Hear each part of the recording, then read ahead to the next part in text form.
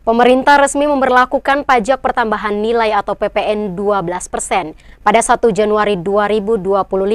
Seiring dengan kenaikan PPN terdapat sejumlah insentif yang diberikan. Pemerintah mengumumkan tarif pajak pertambahan nilai atau PPN tetap naik mulai 1 Januari 2025. Tarif PPN naik dari 11% menjadi 12%. Menteri Koordinator Bidang Perekonomian Airlangga Hartarto mengatakan, kenaikan PPN ini sesuai dengan Undang-Undang Nomor 7 Tahun 2024 tentang harmonisasi peraturan perpajakan.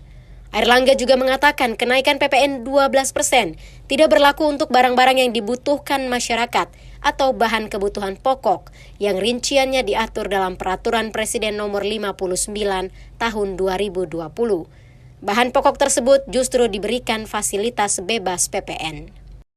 Sesuai dengan amarah Undang-Undang tentang Harmoni Peraturan Perpajakan, ini sesuai dengan jadwal yang telah ditentukan, tarif PPN tahun depan akan naik sebesar 12% per 1 Januari.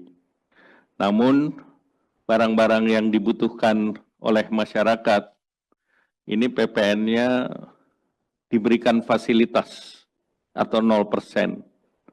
Jadi barang yang seperti kebutuhan pokok, beras, daging, ikan, telur, sayur, susu, gula konsumsi, jasa pendidikan, kesehatan, angkutan umum, tenaga kerja, jasa keuangan, jasa asuransi, vaksin polio, hana, rumah sangat, dan pemakaian air, seluruhnya bebas PPN.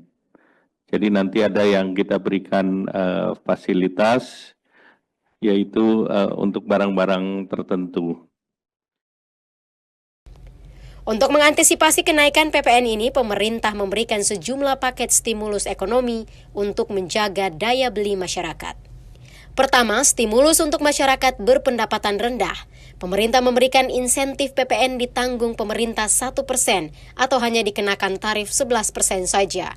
Barang-barang pokok yang tetap dikenakan tarif 11%, yakni minyak goreng dengan kemasan minyak kita, tepung terigu, dan gula industri.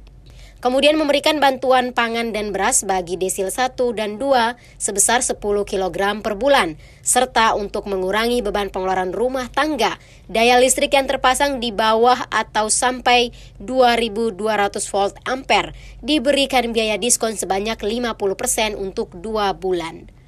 Kedua, stimulus untuk kelas menengah. Pemerintah menanggung PPN untuk sektor properti, pembelian rumah dengan harga jual sampai dengan 5 miliar rupiah. Untuk 2 miliar rupiah, pertama dengan skema diskon 100%, sisanya ditanggung pembeli. Insentif ini berlaku pada Januari hingga Juni 2025, lalu diskon sebesar 50% untuk periode Juli hingga Desember 2025. Kemudian PPN ditanggung pemerintah untuk otomotif.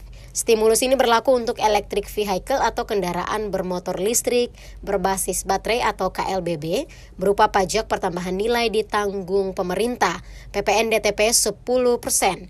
Lalu pajak penjualan atas barang mewah ditanggung pemerintah, PPN BM-DPT 15% untuk KLBB impor, dan PPN BM DTP 3% untuk kendaraan bermotor hybrid.